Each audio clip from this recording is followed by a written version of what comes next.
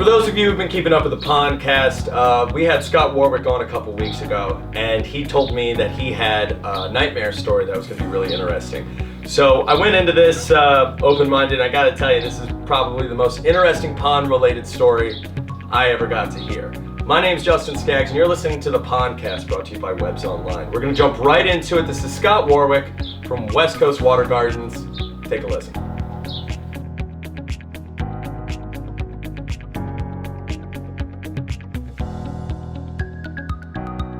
So it wasn't too long ago that I talked to our friend Scott over at West Coast Water Gardens about nightmare scenarios. And he gave me like the general 101, like this is the thing I see all the time. So today we have Scott on the line. And Scott, I have no idea what this is, but you told me you thought of another nightmare scenario we ran into. What do you got?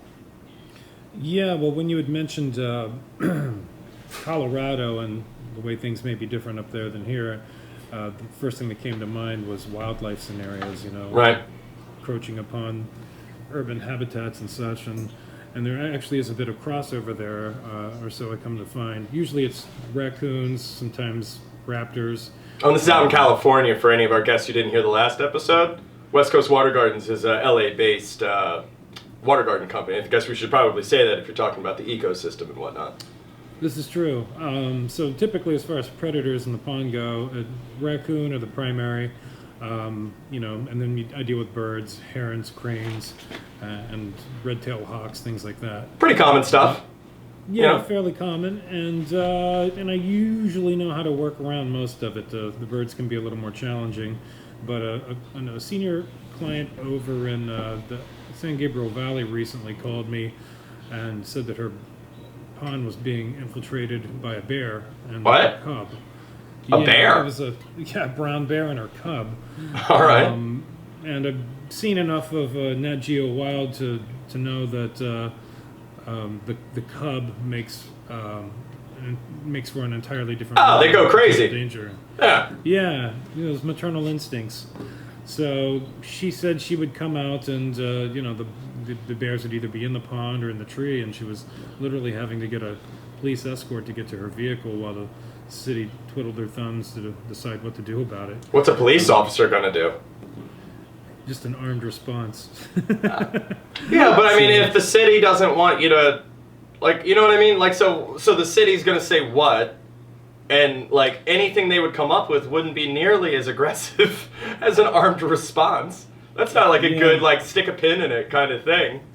Well, the city was trying to sort of gerrymander the issue and pretend like she lived in the middle of Yellowstone and it was on her, but I'm like, no, this is like a, you know, densely populated metropolitan area, and you cannot have apex predators walking through the streets, i.e. mountain lions or bears. It's not. So what were they doing with this pond? Was it a water source or was it just the fish? It was a fish, you know. So they destroyed all the plants in a way I'd never seen before. I mean, everything was completely raised, and you know, yeah, and they just had their way with the fish with impunity. And so I tried to create a sort of a different barricade using blocks to at least make it more difficult for them. Oh, is this after the fact?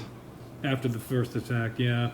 Yeah. And eventually they got relocated, but this, like, deeper out into Angeles Forest or something like that by the Department of Forestry. But I got to tell you, it was the first time I've ever came to an account armed. Yeah, dude.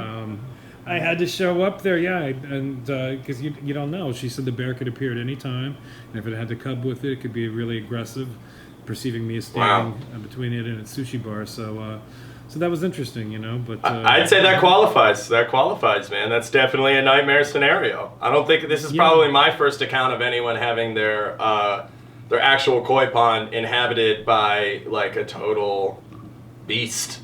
You know. Yeah.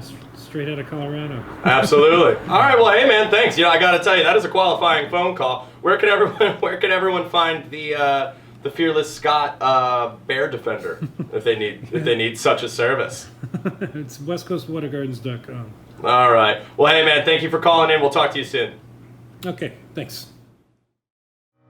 Well, I got to tell you, besides like a raccoon coming into my pond, I'm pretty safe. There's zero guns or police officers surrounding the pond in my backyard.